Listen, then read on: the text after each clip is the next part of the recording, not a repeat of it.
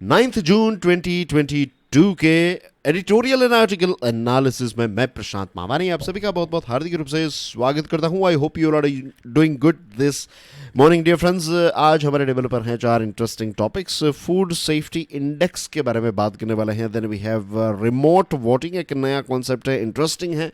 Fake encounters के बारे में बात करेंगे। And then we have the last topic, again a new topic, it is about CDS, that is Chief of Defense Staff. Thank you very much to all those students who are sharing this lecture on regular basis. आपके sharing की वजह से results नज़र आने लगे हैं, right. जो पुराने स्टूडेंट्स हैं वो भी इस सीरीज़ के साथ जुड़ने लगे हैं, नए स्टूडेंट्स भी इस सीरीज़ के साथ जुड़ने लगे हैं। लेकिन हमें यहाँ पर शेयरिंग को बंद नहीं करना है। We have to keep sharing this lecture and please ऐसा मत सोचिए कि कोई और इसको शेयर कर देगा तो चल जाएगा काम। ये एक 1-to-1 अपील है, राइट। मैं आपको पर्सनली कह रहा हूँ कि प्लीज़ आप इसको शेयर कीजिए। Share it on your WhatsApp, FB, Twitter, जो भी प्लेटफॉर्म आप यूज़ कर रहे हैं। एक स्क्रीनशॉट लेकर आप अपने इंस्टाग्राम स्टोरीज़ पर इसको ऐड कर सकते हैं। तो जहाँ पर भी आपको अच्छा लगे, but please share it on regular basis like I share it with you guys. Safe Foods, the Hindu का ये आर्टिकल है। State food safety index launch हो चुका है। नाम से ही पता चल जाता है कि ये राज्य लेवल का, व्हेन वी से राज्य लेवल, इसमें यूनियन टेरिटरीज भी इंक्लूडेड हैं। तो स्टेट फूड सेफ्टी इंडेक्स आ चुका है। और हमारे देश में जब फूड सेफ्टी की बात करें तो ये ऑर्गेनाइजेशन जो है ये इंपॉर्टेंट है। आप इसका नाम याद रख लीजिए। एंड आई एम श्योर आपने इसका लोगो भी कई बार देखा होगा। केचप से लेकर कोई भी आप अपने घर में बॉटल निकाल लीजिए, पाउच निकाल लीजिए, राइट। खाने पीने की चीज़ है अगर वो, तो उसमें FSSAI का एक अप्रूवल होगा, उसमें उसके पैकेजिंग में इसका मेंशन होगा ही। तो इसका फुल फॉर्म है food safety and standards authority of India. और ये जो इंडेक्स है ये राज्यों को और यूनियन टेरिटरीज को इवेल्युएट करता है। बहुत सारे अलग अलग पैरामीटर्स हैं, राइट। 5 ऐसी चीज़ें हैं जिनके आधार पर एक राज्य को या फिर यूनियन टेरिटरी को स्टेट फूड सेफ्टी इंडेक्स में रैंकिंग मिलती है। तो ये 5 पैरामीटर्स क्या है, क्विकली इनको देख लेते हैं। Human resources and institutional data, compliance, food testing, infrastructure and surveillance, training and capacity building, and the last one is consumer empowerment. तो ये है 5 पैरामीटर्स जिनके आधार पर अलग अलग राज्यों को अलग अलग रैंक्स मिलता है इस पर्टिकुलर इंडेक्स में। फूड सेफ्टी और कंज्यूमर एम्पावरमेंट की बात करें हमारे देश में, तो देखिए आज भी उस लेवल की अवेयरनेस नहीं है। And the second thing is कि कंज्यूमर्स जो हैं वो उतने एम्पावर्ड भी नहीं हैं। रही बात फूड सेफ्टी की, तो यहाँ पर सिर्फ आप पैकेज्ड फूड की बात नहीं हो रही है। विनो के पैकेज्ड फूड में भी बहुत सारी मिलावट होती हैं। हमने बहुत सारे ऐसे केसेस देखे हैं, राइट। हनी के साथ जुड़ा हुआ केसेस, कुछ समय पहले की ही बात है, जब जो फ्लावर है, आटा है, तो इसके साथ जुड़ा हुआ केस भी आया था। आई एम श्योर आपको पता होगा, इसलिए मैं इसकी डिटेल्स में नहीं जा रहा हूँ। बेसिक बॉटम लाइन ये है कि मिलावट बड़ी बड़ी कंपनीज के द्वारा, ये हनी वाला जो केस आया था ना, उसमें बड़े बड़े नाम शामिल थे। मैंने उनके नाम को रिपीट यहाँ पर करना नहीं चाहूँगा, लेकिन अगर आप ये देखेंगे एडल्ट्रेशन या फिर आप हनी लिखिए, right, you will find this thing, Honey adulteration. आपको बहुत सारे ऐसे आर्टिकल्स पढ़ने को मिल जाएंगे।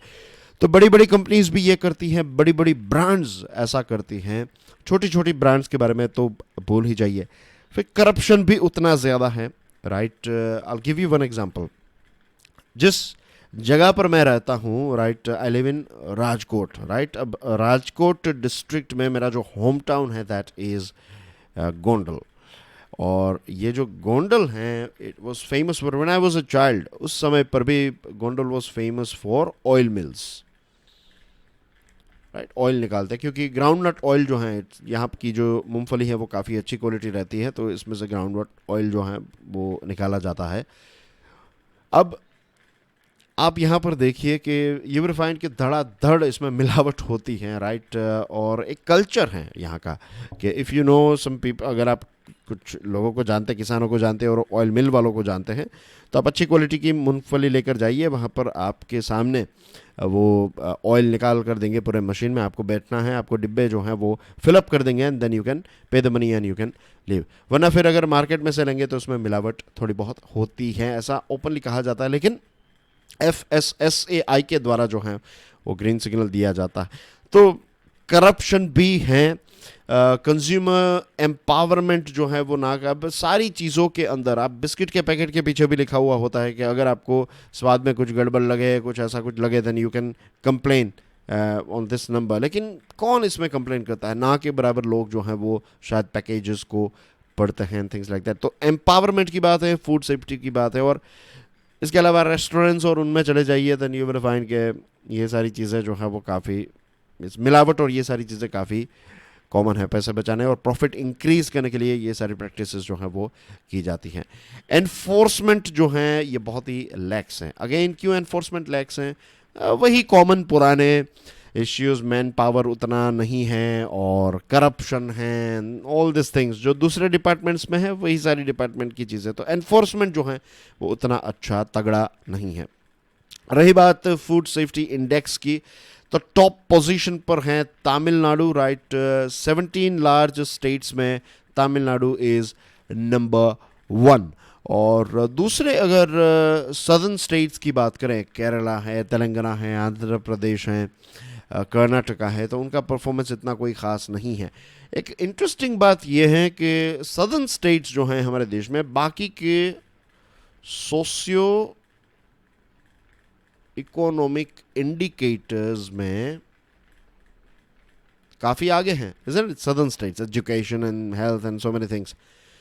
लेकिन फूड सेफ्टी में वहाँ पर इतना कोई ख़ास उनका परफॉर्मेंस नहीं है। वी हैव टू रिमेंबर कि अकेला राज्य जो है उसमें कुछ नहीं कर पाएगा, सेंट्रल गवर्नमेंट का भी सपोर्ट जो है ये बहुत ही इम्पोर्टेंट है। लेबोरेटरी इंफ्रास्ट्रक्चर को सेटअप करना ताकि चीज़ों को हम नाप सकें, फिर मैन पावर को इंक्रीज़ करना, टेक्निकल और नॉन टेक्निकल स्टाफ की जो शॉर्टेज है तो इसको फिलअप करना।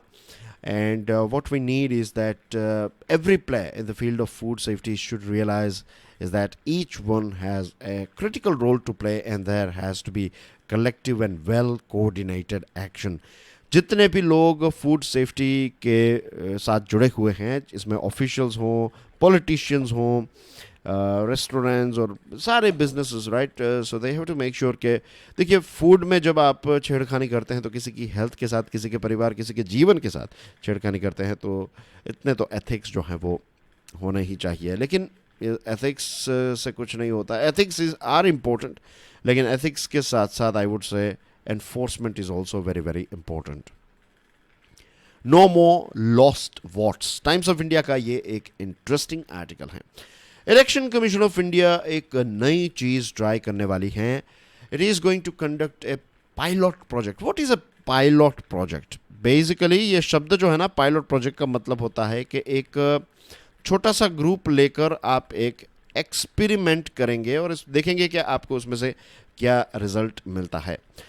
तो ये पायलट प्रोजेक्ट जो है वो इस चीज़ के साथ जुड़ा हुआ है कि जो माइग्रेंट वर्कर्स हैं तो उनके लिए रिमोट वोटिंग फैसिलिटी प्रोवाइड करने की कोशिश है। What is remote voting? Again, remote voting का मतलब ऐसा नहीं है कि आप रिमोट से वोट करेंगे। रिमोट वोटिंग का मतलब यहाँ पर यह है कि आप कहीं पर भी हैं हमारे देश में, राइट, आप वोट कर सकते हैं। लेट्स से कि आप गुजरात के रहवासी हैं, आपका इलेक्शन का जो कार्ड है, वोटर आईडी है, तो इसमें गुजरात का एड्रेस है, तो आपको उसी आपके गुजरात के एड्रेस में जो लोकल आपकी बूथ है वहाँ पर जाकर आपको वोट देना है। This is how it works.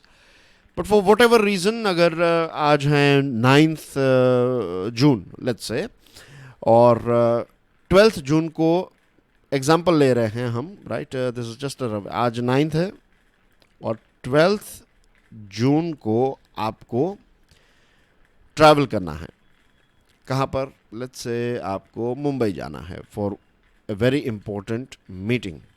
अब 12 जून 2020 को आपके एरिया में इलेक्शन है। आप तो वोट नहीं दे, आपको वोट देना है लेकिन आप वोट नहीं दे पाएंगे। आपको वोटिंग का इम्पोर्टेंस, ये सारी चीज़ें पता है, लेकिन बिकॉज यू आर ट्रैवलिंग ये चीज़ आप नहीं कर पाएंगे।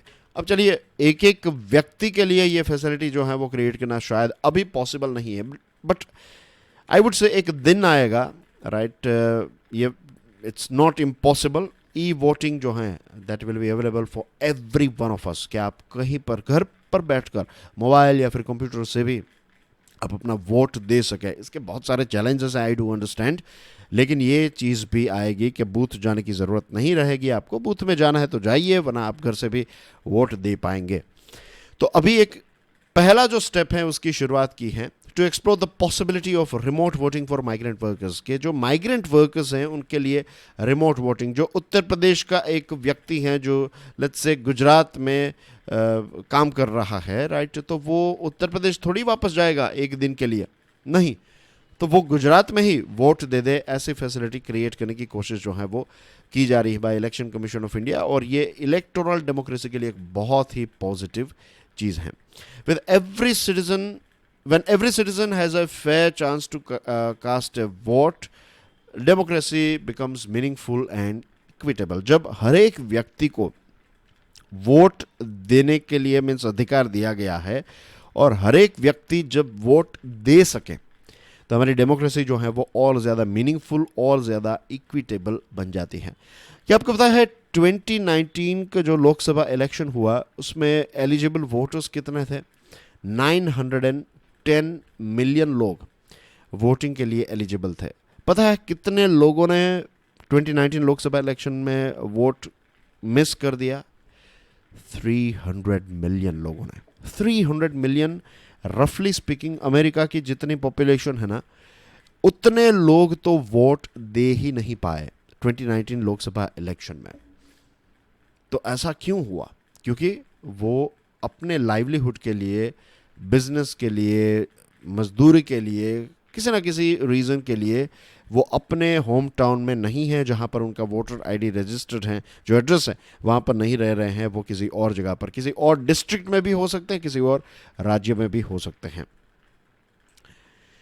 तो what we need to do is we need to provide them voting facility. 2011 का सेंसस ये कहता है कि 450 मिलियन इंटरनल माइग्रेंट्स हैं हमारे देश में। जो डोमेस्टिक माइग्रेंट्स हैं इनकी 2011 सेंसस के मुताबिक संख्या थी 450, अब ये 600 मिलियन हो चुकी है, ऐसा एक अनुमान है। तो हमें ये जो माइग्रेंट वर्कर्स हैं उनको एनफ्रेंचाइज, यानी कि वो अपना वोट दे सके, इसके लिए कोई रास्ता निकालने की डेफिनेटली ज़रूरत है। तो ये जो शॉर्ट टर्म माइग्रेंट्स हैं उनको वोटिंग की फैसिलिटी नहीं मिलती हैं, तो उनके लिए कुछ चीज़ें करना जो हैं ये इलेक्शन कमीशन ऑफ इंडिया को करना चाहिए, और उन्होंने ये प्रोसेस पायलट प्रोजेक्ट स्टार्ट किया है, तो that's a good thing for sure. अब बहुत सारे लॉजिस्टिक्स के चैलेंजेस आएंगे। सबसे पहले तो लेट्स से कि आपको आइडेंटिफाई करना पड़ेगा ना, माइग्रेंट्स को मैप करना पड़ेगा, आपको ये ढूंढना पड़ेगा कि किस डिस्ट्रिक्ट में, किस पर्टिकुलर सिटी में कितने माइग्रेंट्स हैं। तो ये अपने आप में एक एक्सरसाइज होगी। तो अवेयरनेस कैंपेन्स और ये सारी चीज़ें की जा सकती हैं, और रिमोट वोटिंग के लिए लोगों को एनरोल किया जा सकता है, राइट, और कुछ डेजिग्नेटेड पोलिंग सेंटर्स जो हैं इसके लिए तैयार किए जा सकते हैं, और फिर वोटर की आइडेंटिटीज़ जो हैं उसको वेरीफाई की जा सकती हैं। बहुत सारे चैलेंजेस आएंगे इसमें, लेकिन वी हैव टू रिमेंबर कि हमारा इलेक्शन कमीशन जो है ना, ये एक ऐसे सारे चैलेंजेस के लिए मास्टर हैं। एज वी नो कि हर बार जब इलेक्शंस होते हैं तो क्या क्या नए अचीवमेंट्स इलेक्शन कमीशन अचीव नहीं करता है। तो बहुत सारी डिफ़िकल्टीज़ और बहुत सारी इन सारे प्रॉब्लम्स को फेस करते हुए भी इलेक्शंस को कंडक्ट किया जाता है, और दुनिया भर, पूरी दुनिया जो है वो हमारे इलेक्शन कमीशन ऑफ इंडिया की दाद देती है कि इतने बड़े देश में इलेक्शंस कंडक्ट करवाना जो है वो अपने आप में एक बहुत बड़ी बात होती है, और सालों से इलेक्शन कमीशन ये करते हुए आया है। तो इसमें एक एक्सपर्टीज़ है, तो ये कॉन्फिडेंस के साथ हमें आगे बढ़ना चाहिए। इसके साथ साथ इलेक्शन कमीशन का जो इंस्टीट्यूशनल कॉन्फिडेंस है, इंस्टीट्यूशनल विल है, इसी के साथ पॉलिटिकल विल भी बहुत ही ज़रूरी है, क्योंकि एनआरआईज़ को जब वोट देने की बात आई कि एनआरआई को एक प्रॉक्सी वोटिंग फैसिलिटी प्रोवाइड की जाए, तो ये जो बिल है ये लोकसभा में लैप्स कर गया। तो this is just one example के जैसा एनआरआई बिल में हुआ ऐसा यहाँ पर ना हो, और अगर हम आज से शुरुआत करें, इसके पीछे मेहनत करें, तो 2024 तक इलेक्शन कमीशन जो है वो रिमोट वोटिंग को रोल आउट कर सकता है, और इसमें हम एनआरआईज को भी ऐड कर सकते हैं, isn't it? It is a bumping of the rule of law to the Hindu का ये आर्टिकल है। इस आर्टिकल को लिखा है MP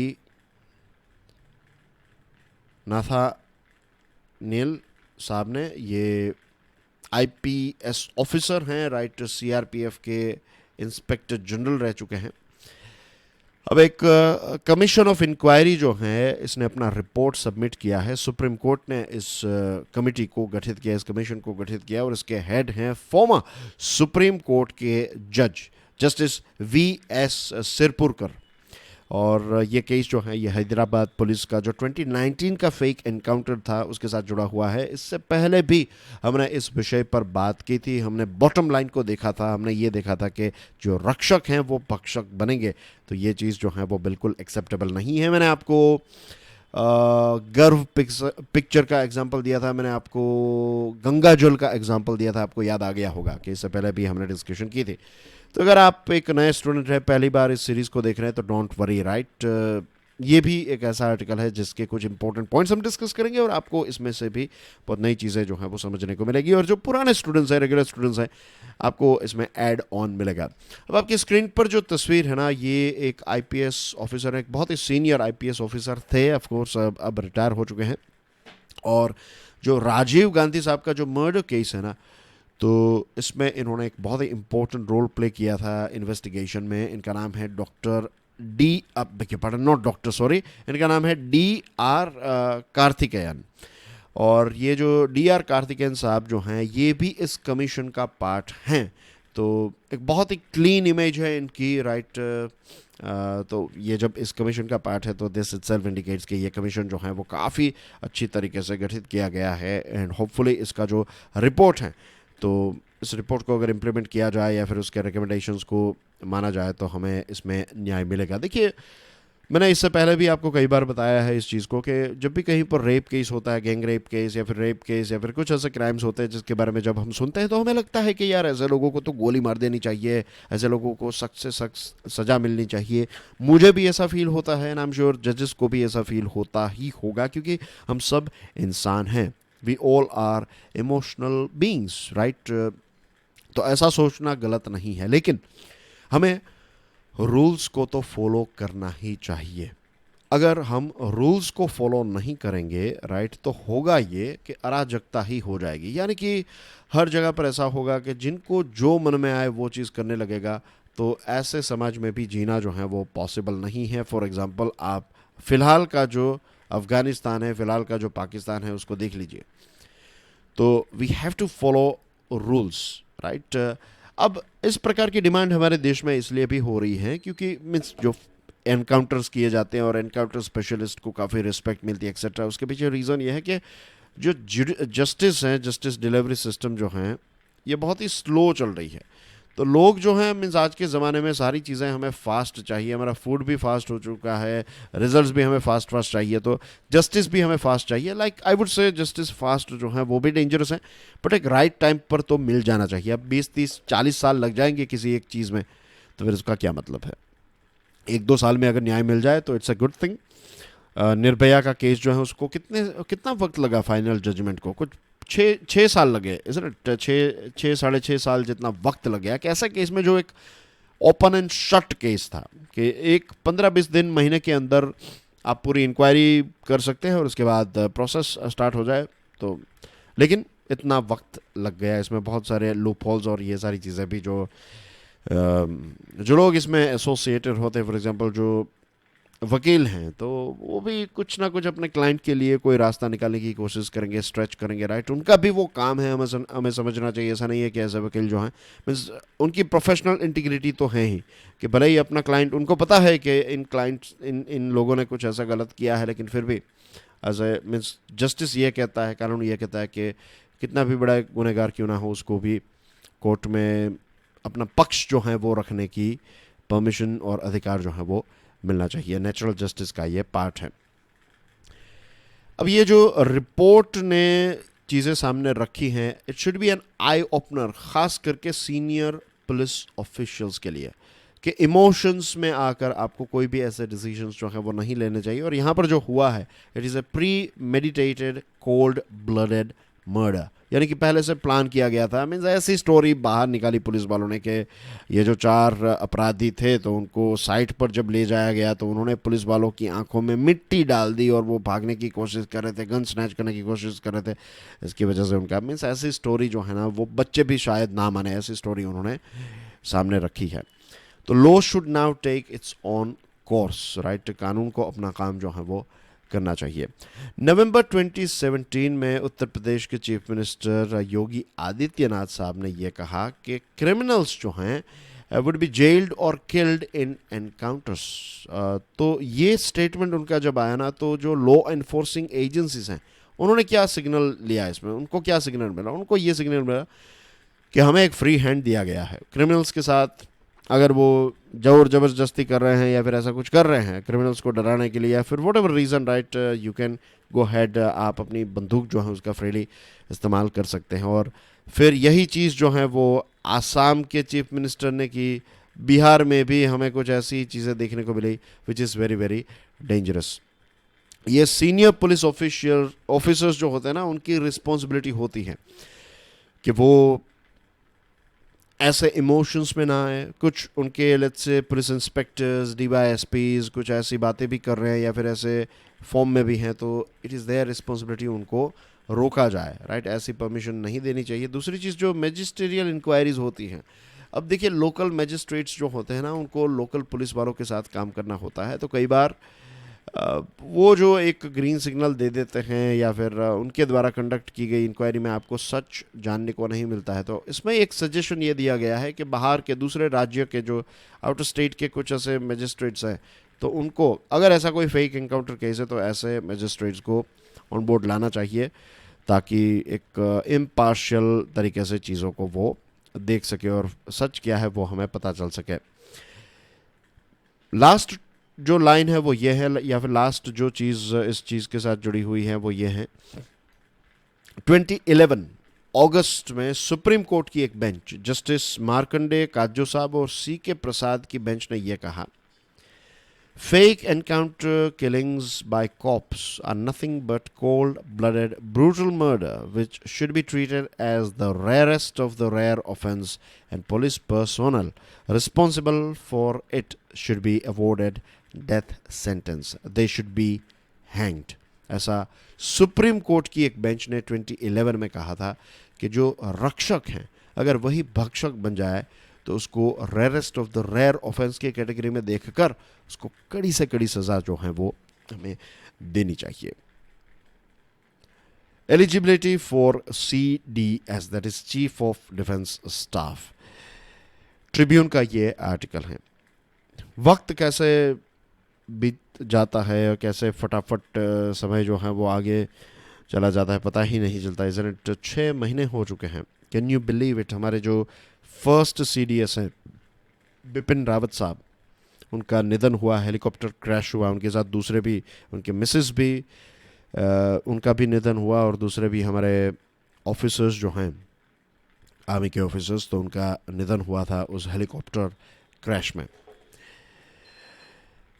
तो 6 महीने हो चुके हैं और ये एक बहुत ही इम्पोर्टेंट पोस्ट जो है CDS की, ये वेकेंट है। मिनिस्ट्री ऑफ डिफेंस ने एक नया notification issue, means it has notified changes. ये आर्मी, एयरफोर्स और नेवी के जो एक्ट्स हैं उसमें कुछ चेंजेस मिनिस्ट्री ऑफ डिफेंस ने अनाउंस किए हैं। और नया चेंजेस ये है कि अगर कोई सर्विंग या फिर रिटायर्ड लेफ्टिनेंट जनरल हैं, एयर मार्शल हैं, वाइस एडमिरल हैं, जिनकी एज 62 ईयर्स से कम है, तो ही और she is eligible for CDS post. अब देखिए यहाँ पर क्या चेंज है, मेकिंग एनी सर्विंग और retired lieutenant general, air marshal और vice admiral under the age of 62 years eligible for appointment as CDS। अब एक 3 स्टार ऑफिसर जो हैं, लेट्स से अगर वो आर्मी चीफ या फिर एयरफोर्स और नेवी का जो टॉप पोजीशन है वहाँ तक अगर नहीं पहुँच पाया फॉर वॉट एवर रीज़न, अगर फिर ये व्यक्ति रिटायर हो जाता है और फिर उसके बाद उसको सीडीएस बनाया जाता है लेट्स से, तो क्या उनके जो सीनियर हैं मीन्स जो अभी चीफ हैं, लेट्स से आर्मी चीफ हैं, तो फिर वो सीडीएस को रिपोर्ट करेंगे तो क्या वहाँ पर कमांड एंड कंट्रोल का कॉम्प्लिकेशन नहीं होगा? तो ये एक बहुत बड़ा प्रश्न है, क्योंकि आर्मी नेवी एयरफोर्स ये सारी चीज़ें जो है ना वो कमांड और कंट्रोल पर काफ़ी ज़्यादा विश्वास रखती है, राइट? आपके सुपीरियर ऑफिसर ने जो कहा तो वो बस आपको मानना ही है। तो यहाँ पर ऐसी सिचुएशन होगी कि कोई एक सुपीरियर ऑफिसर है, ये व्यक्ति अब रिटायर हो गया और फिर ये इस व्यक्ति का सुपीरियर ऑफिसर बन रहा है, तो ऐसे सिचुएशन में गोल्स जो हमें अचीव करना है उसमें डिस्ट्रैक्शन हो सकता है। अब की गोल्स क्या है सीडीएस के? Number 1 is bringing convergence in the functioning of army navy and air force. CDS जो है ना ये ग्लू का काम करते हैं, ग्लू इन द सेंस कि ये आर्मी नेवी और एयरफोर्स को जोड़ने का काम करते हैं, तीनों एक साथ काम करें, ऐसा ऐसा नहीं army versus navy versus air force, ऐसी कंपटीशन ना हो। कंपटीशन है भी तो it should be healthy, but जब भी ज़रूरत पड़े तो तीनों एक साथ काम कर सकें। Strengthening the country's military prowess specially to deal with the threat posed by hostile neighbours Pakistan and China. Pakistan and China के द्वारा जो हमें खतरा है तो इसको हैंडल करने की कैपेसिटी हमारे देश में डेवलप हो, तो this is goal number 2 of CDS. Number 3 is establishment of theater commands for optimum utilization of resources. Let me quickly throw some light on theater commands. theater यानी कि फिल्म देखने के थिएटर्स नहीं। theater commands का मतलब ये होता है कि कोई ऐसा पॉइंट जहाँ पर आर्मी, नेवी और एयरफोर्स तीनों जो हैं वो एक साथ यूनिशन में काम करें। For example Andaman and Nicobar islands, तो वहाँ पर एक थिएटर कमांड अगर क्रिएट किया आपने, तो इस थिएटर कमांड में क्या होगा, आर्मी नेवी और एयरफोर्स जो है वो तीनों के जो मेन लोग हैं वो मीन्स पूरी टीम जो है यहाँ पर, और उसके एक हेड होंगे। तो वहाँ पर आर्मी नेवी एयरफोर्स जैसा कुछ नहीं रहेगा, वो एक थिएटर बन जाएगा कि तीनों जो हैं वो मीन्स भले ही यूनिफॉर्म्स और वो सारी चीज़ें हों, लेकिन what I am trying to tell you is कि तीनों जो हैं वो एक हो जाएंगे, राइट? एक हथियार बन जाएंगे, तीनों का एक यूनिशन हो जाएगा। So that's what theater commands are all about. The selection of the CDS, India's senior most military post, is too important an exercise to be trifled or tinkered with. ये एक बहुत important exercise है और इसमें किसी भी प्रकार का ये कमांड और जो चीज़ें मैंने आपको बताई इसमें कोई ऐसा इश्यू नहीं होना चाहिए। जनरल रावत की मृत्यु के बाद एक लंबे समय से एक हाइटस हमें देखने को मिला, यानी कि एक पॉज हमें यहाँ पर देखने को मिला, और ख़ास करके थिएटराइजेशन के प्रोजेक्ट जो हैं वो डिले चल रहे हैं। तो अब हमें ऑपरेशनल प्रिपेयर्डनेस को आगे बढ़ाने के लिए we need one CDS for sure, लेकिन जो सीडीएस को हम अपॉइंट करें we have to be very very careful कि ये लोअर और सीनियर ये कमांड में कोई इश्यूज जो हैं वो ना हो। So that's everything in today's discussion, dear friends. What is the current repo rate? आपके लिए एक easy question है। I am going to talk about this thing in financial news analysis, लेकिन उससे पहले आपका आंसर जो है वो कमेंट सेक्शन में ज़रूर स्टिक कर दीजिए। And please don't forget to share this lecture. I'll see you soon. Till then, enjoy your studies. God bless you all. Jai Hind.